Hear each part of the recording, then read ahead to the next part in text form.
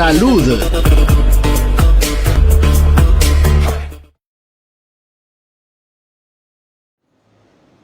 En Buen Vivir y nuestro segmento de salud, hoy el doctor Jairo Martínez nos va a hablar acerca del Alzheimer. Vamos a ver de qué se trata, qué tipo de enfermedad es.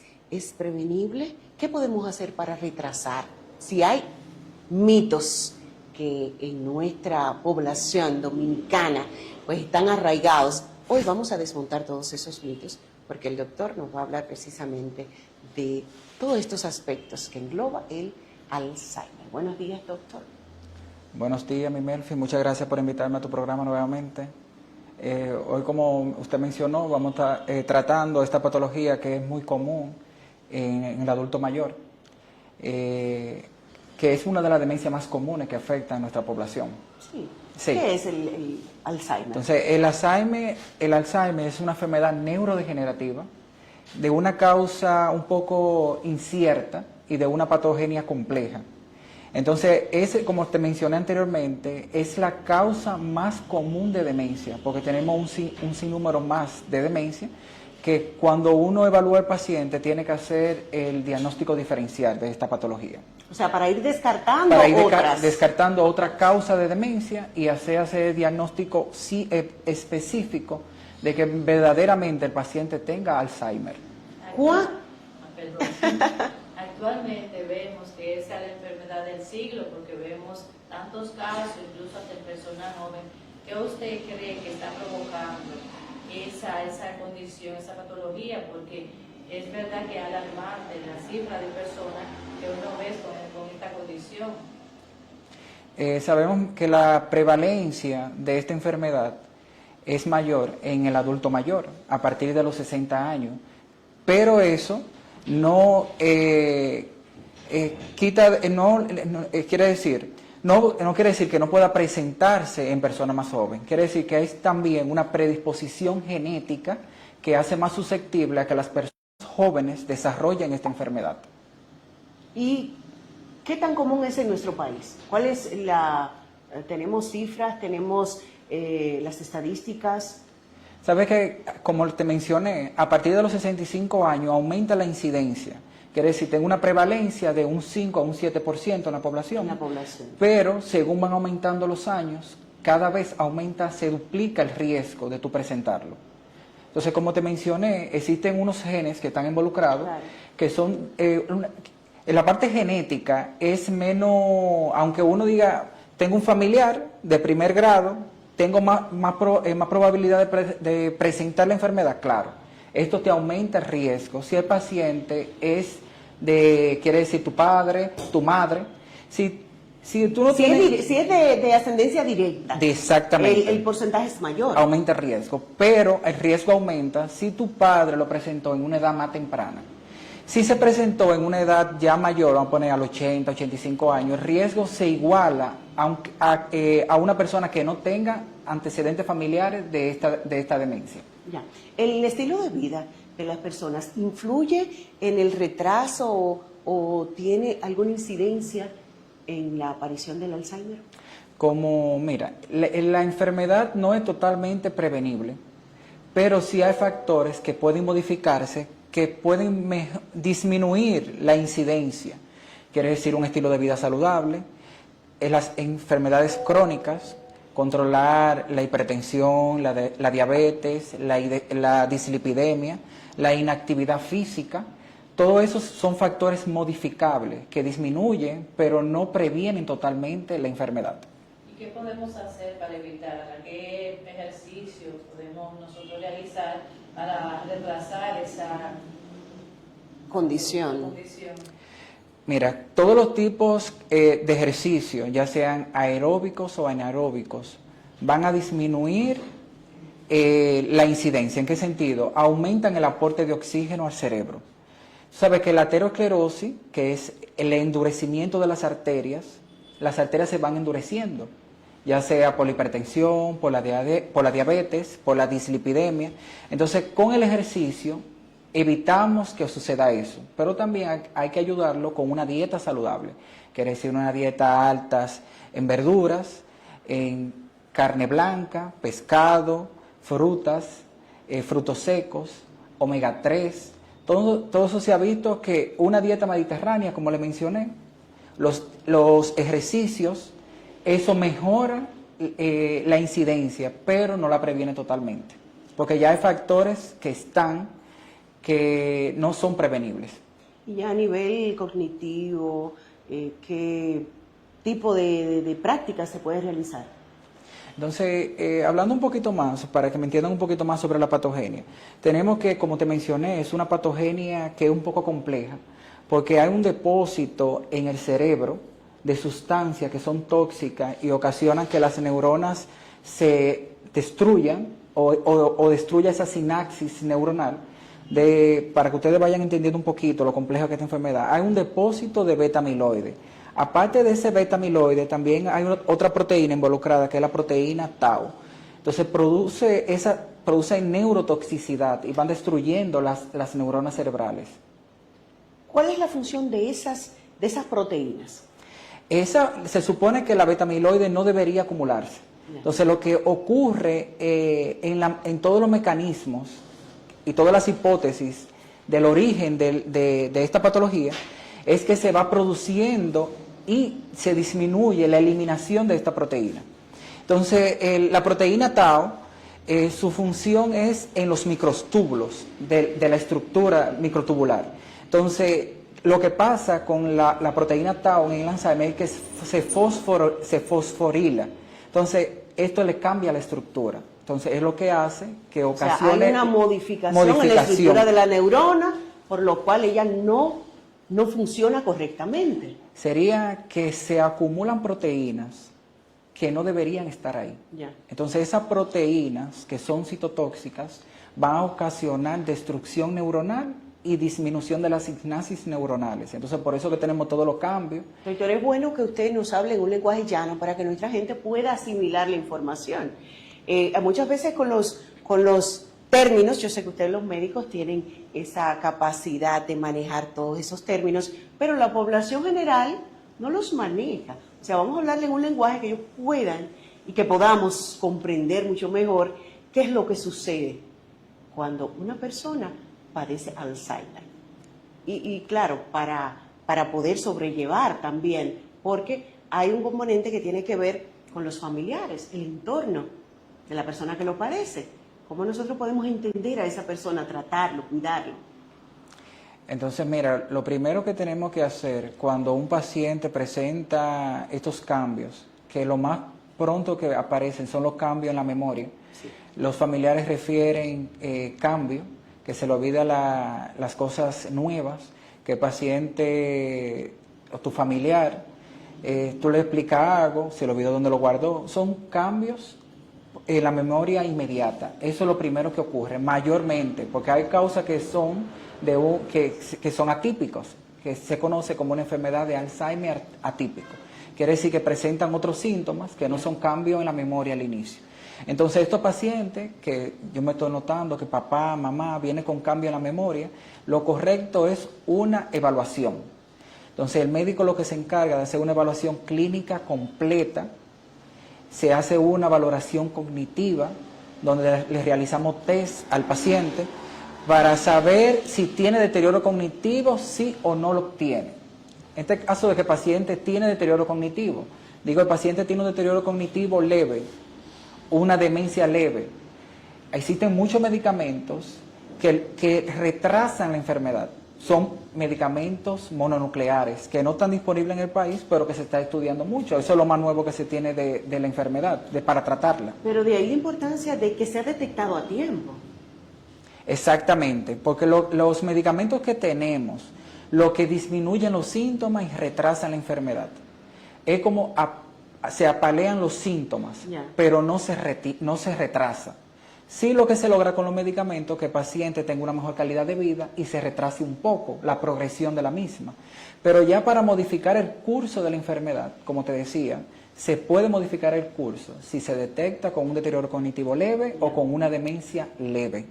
Pero si ya se hace diagnóstico con una demencia moderada o con una demencia severa, solamente sería tratar los síntomas, pero no vamos a disminuir el curso de la enfermedad. ¿por qué se olvidan eventos recientes y puedo acordarme de cosas que hace muchísimos años que sucedieron? Sí, lo que pasa es que, como te mencioné anteriormente, lo primero que se va perdiendo es la memoria inmediata. La inmediata. Entonces, tú te das cuenta, tú puedes mantener una conversación con cualquier individuo dependiendo del nivel intelectual de esa persona, y si tú no vives con él día a día, si tú no estás en su entorno, si tú no lo conoces con anterioridad, puede ser que tú ni notes que el paciente tenga deterioro cognitivo. Eso es lo que se van a dar más cuenta de ese déficit cercanas. Son las personas cercanas, que lo conocen hace 3 años o más, sus familiares, y ahí lo importante del diagnóstico oportuno.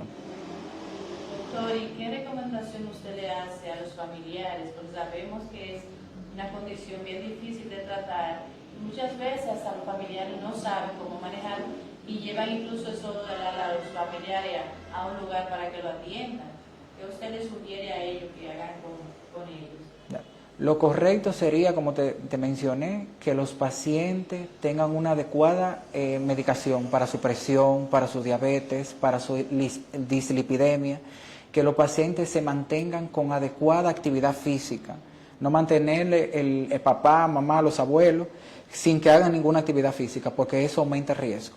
También una dieta saludable, que se mantengan interactuando con la sociedad, que también hagan ejercicio para mejorar la cognición de memoria, rompecabezas, que incentivan la lectura, que interactúen entre los familiares, pero también con la sociedad. Esas son las cosas que se pueden modificar, que pueden mejorar y retrasar la aparición de esta enfermedad. Y que la persona, si está todavía en etapa productiva, pues que se sienta útil también, ¿por qué no? Exactamente, el aislamiento social, como te mencioné, la inactividad física, son factores que aumentan la incidencia. Debemos hacer una brevísima pausa, pero cuando regresemos, pues vamos a dar continuidad, vamos a puntualizar sobre esta enfermedad. Si usted tiene algún pariente, alguna persona cercana que padece Alzheimer o que está viendo algún comportamiento que indica que pueda padecerlo, pues el doctor Jairo Martínez ofrece sus servicios en el Centro de Especialidades Médicas Doctores Cosme y Atul y también en el Centro de Diagnóstico CHP Group, que está ubicado en la avenida Antonia Abud Izard, al ladito del Hospital Dr. Pedro Antonio Céspedes. Nos vamos a la pausa y regresamos. Jairo Martínez, geriatra, y estamos hablando acerca del Alzheimer. Doctor, cuénteme sobre los diferentes métodos de diagnóstico que existen para detectar o para tener un diagnóstico definitivo del Alzheimer. El diagnóstico definitivo sería una biopsia. Ya. Pero para eso el paciente tiene ya haber fallecido. Entonces, ¿qué estudios de imágenes nos pueden ayudar a hacer el diagnóstico sin que sea una biopsia a nivel cerebral? Claro. Entonces, de lo más nuevo tenemos la tomografía con emisión de positrones para la beta amiloide y también la proteína y la tomografía con emisión de positrones para la proteína tau. Eso en el país no está disponible, pero sí en Estados Unidos el Medicare sí aprobó la tomografía con emisión de positrones para la proteína beta amiloide. ¿Qué es lo que nos vemos con este estudio? Toda esa beta amiloide que está depositada en el cerebro. Entonces ya eso nos da una idea. Pero ¿qué podemos hacer que sí tenemos al alcance nuestro, en nuestro país? Existen biomarcadores nuevos que se pueden realizar en líquido cefalorraquídeo y también a nivel serológico. En nuestro país lo tenemos disponible en laboratorios referencia. Entonces se hace un panel. El panel sería proteína tau total, proteína tau fosforilada y la beta amiloide 42. Entonces se extrae el líquido cefalorraquídeo, se monta ese panel y ellos lo envían fuera del país.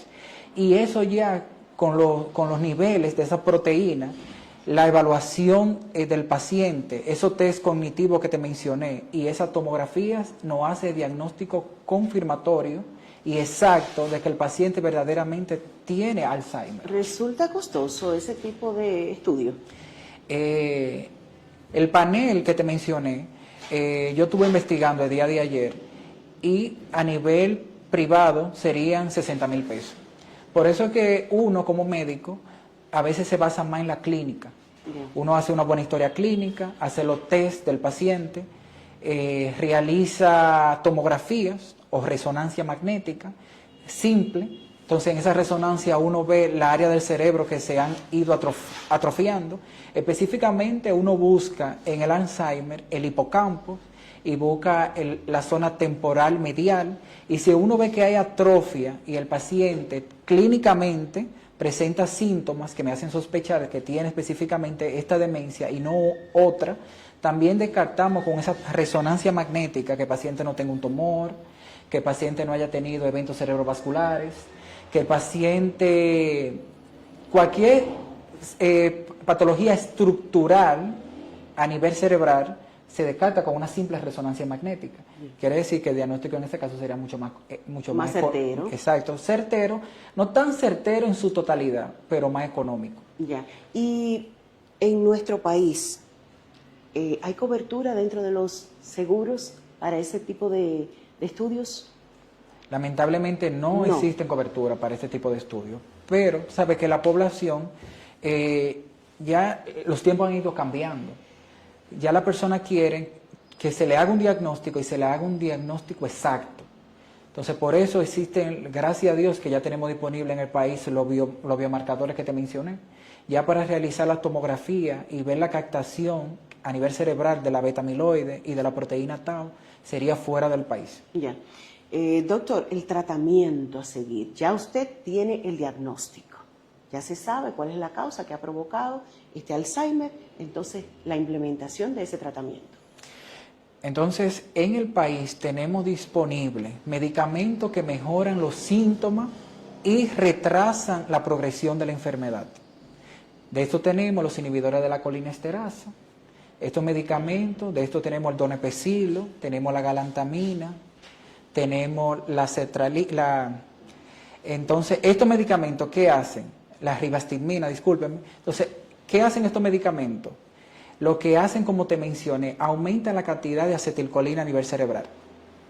Entonces, estos medicamentos se pueden utilizar en una demencia de leve a moderada. Cuando el paciente tiene deterioro cognitivo leve, no se ha evidenciado que el paciente necesite recibir este tipo de medicamentos. Dentro de los otros medicamentos que tenemos disponibles, estamos mencionando medicamentos que mejoran síntomas, no que revierten la enfermedad. Porque todavía no tenemos disponible en el país medicamentos que reviertan la enfermedad. Eso prácticamente es para sobrellevar la situación y que el paciente tenga mejor calidad de vida durante el proceso. Exactamente, mejorar la cognición del paciente, mejorar la memoria del paciente. Entonces, de los otros medicamentos que tenemos son los antagonistas de la colinesterasa, que sería la memantina. Entonces, estos medicamentos se utilizan ya de un grado de moderado a severo de demencia.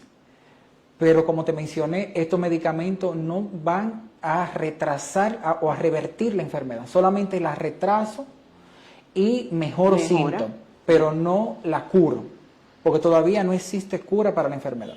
Cuando el paciente tiene alguna patología, alguna predisposición, que diabetes, hipertensión, el tema es un poquito más serio, más grave.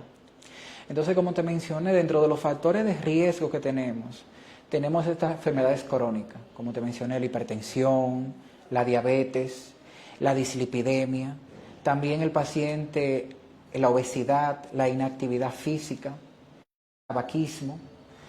Dentro de los otros factores también ambientales, que tiene mucha importancia específicamente en esta ciudad, la contaminación ambiental, el humo de segunda exposición, quiere decir no que yo fumo, sino que que en mi entorno haya otra persona que fuma. Ese humo de segunda intención hace más daño que si yo fumara.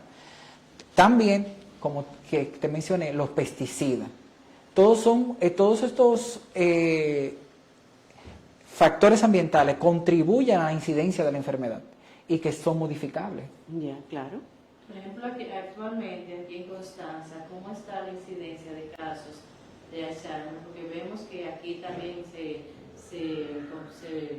rocían mucho pesticida y muchas cosas. Quizás como el doctor tiene poco tiempo en Constanza, no pueda medir esa incidencia en nuestro municipio.